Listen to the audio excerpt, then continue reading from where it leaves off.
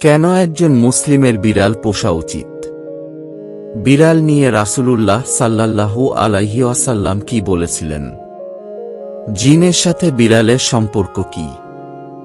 ঘরে বিড়াল থাকলে কি হয়? কোন সাহাবীকে বিড়ালের পিতা বলা হয়? এসব বিষয় নিয়ে আজকের ভিডিও, আশা করি আপনিও উপকৃত হবেন। আসসালামু আলাইকুম ওয়া রাহমাতুল্লাহ।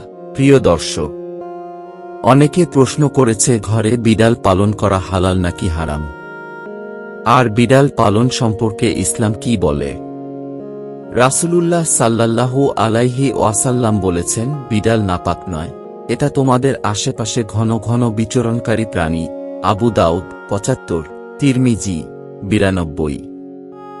ঘরে যদি কোনো খারাপ জিনের অস্তিত্ব বিদ্যমান থাকে, তবে তার সাথে মোকাবেলা করার মতো শক্তি আল্লাহ তাআলা বিড়ালকে দিয়েছেন। বিড়ালটি জিনের সাথে থাকা নেগেটিভ এনার্জিগুলোকেও শোষণ করে ফেলতে পারে। শুধু তাই নয়, বিড়ালের শরীরে আল্লাহ এমন একটি ব্যাকটেরিয়া দিয়েছেন, যা কিনা আমাদের আশেপাশে থাকা সব ধরনের নেগেটিভ এনার্জিকে শোষণ করে নেয়। এছাড়াও বিজ্ঞানীরা বলেছেন, আমরা যখন রাতে ঘুমাতে যাই, তখন ঘরে পুষে রাখা বিড়াল সারা রাত ধরে আমাদের শরীর থেকে নেগেটিভ এনার্জি শোষণ করতে থাকে।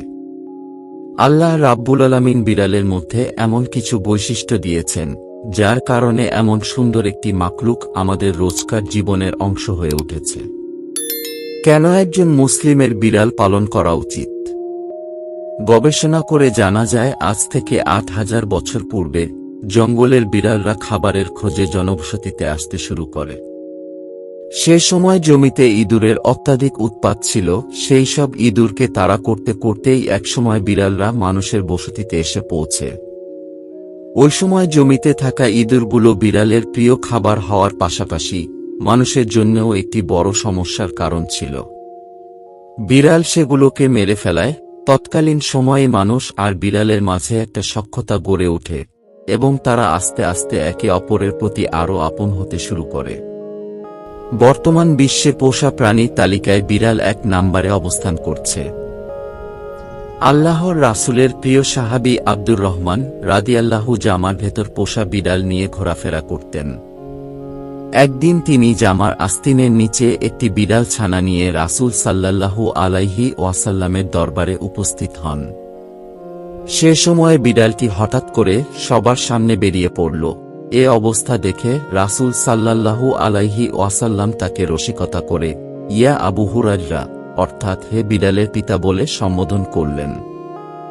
এরপর থেকে তিনি মূল নামের চেয়ে আবু হুরায়রা নামে খ্যাতি লাভ করেন, আর সেদিন থেকে তিনি নিজেকে আবু হুরায়রা নামেই পরিচয় দিতে পছন্দ করতেন।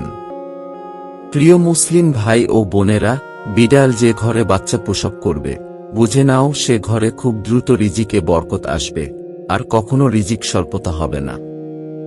আল্লাহর রাসূল সাল্লাল্লাহু আলাইহি ওয়াসাল্লাম যখন ওযু করতেন, তখন নিজের ওযুর পাত্র থেকে বিড়ালকে পানি পান করাতেন। রাসূলুল্লাহ সাল্লাল্লাহু আলাইহি ওয়াসাল্লাম ইরশাদ করেছেন, শুধুমাত্র বিড়ালকে কষ্ট দেওয়ার কারণে এক বনী ইসরায়েলের নারীকে কবরে আযাব দেওয়া হয়।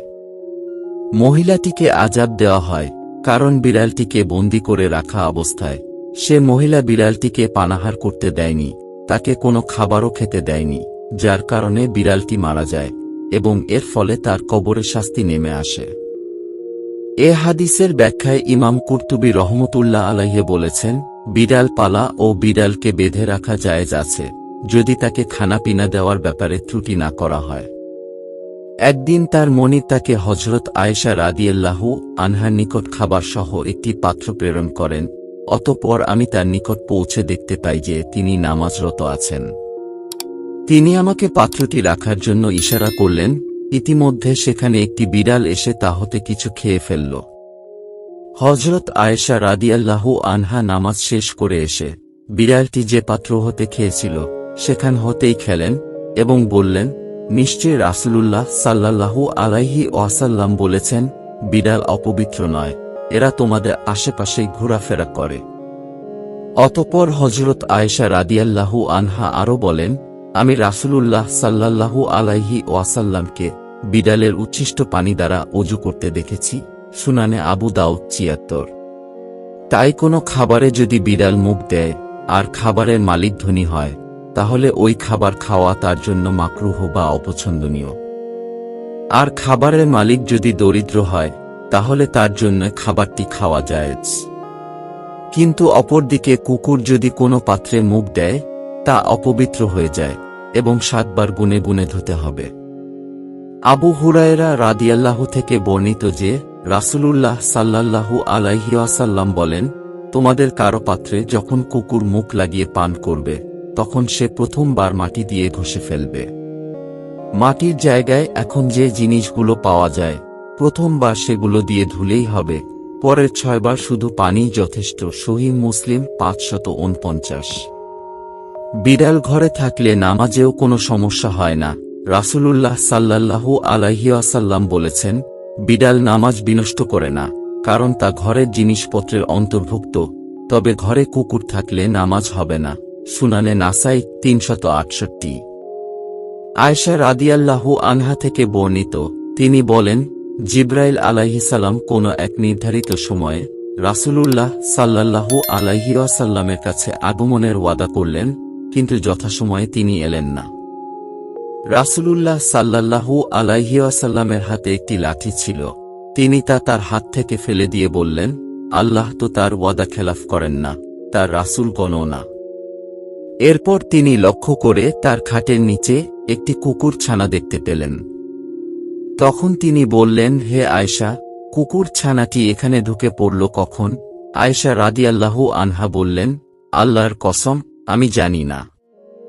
তখন তিনি আদেশ দিলে সেটিকে বের করে দেয়া হল। ইতিমধ্যে জিবরাইল আলাইহিস সালাম এলেন। রাসূলুল্লাহ সাল্লাল্লাহু আলাইহি ওয়াসাল্লাম বললেন, আপনি আমাকে ওয়াদা দিয়েছিলেন, তাই আমি আপনার প্রতীক্ষায় বসেছিলাম, কিন্তু আপনি এলেন না। জিবরাইল আলাইহিস সালাম বললেন, আপনার ঘরে কুকুরটি আমার জন্য প্রতিবন্ধক হয়েছিল, কারণ যে ঘরে কোনো ছবি কিংবা কুকুর থাকে, সে ঘরে আমরা রহমতের ফেরেশতারা প্রবেশ করি না। সহিহ মুসলিম 5246। বিড়াল ও কুকুর নিয়ে ব্যবসা করা সম্পূর্ণ নিষিদ্ধ। বিড়াল, কুকুর কেনাবেচা করা হারাম। বিড়াল আহার করা এবং এর মূল্য ভোগ করা রাসূলুল্লাহ সাল্লাল্লাহু আলাইহি ওয়াসাল্লাম নিষেধ করেছেন। তিরমিজি 1280। রাসূলুল্লাহ সাল্লাল্লাহু আলাইহি ওয়াসাল্লাম বলেন, বিড়াল সর্বদা নাপাক বস্তু হতে দূরে থাকার চেষ্টা করে। বিড়াল হচ্ছে এমন এক প্রাণী যা কিনা মানুষের আশেপাশে ঘুরতে পছন্দ করে। আমাদের প্রিয় নবী সাল্লাল্লাহু আলাইহি ওয়াসাল্লাম বিড়ালের সাথে অত্যন্ত ভালো আচরণ করতেন, তাই আমাদেরও উচিত রাসূলুল্লাহ সাল্লাল্লাহু আলাইহি ওয়াসাল্লামের প্রদর্শিত পথে চলা এবং বিড়ালের সাথে সুন্দর আচরণ করা।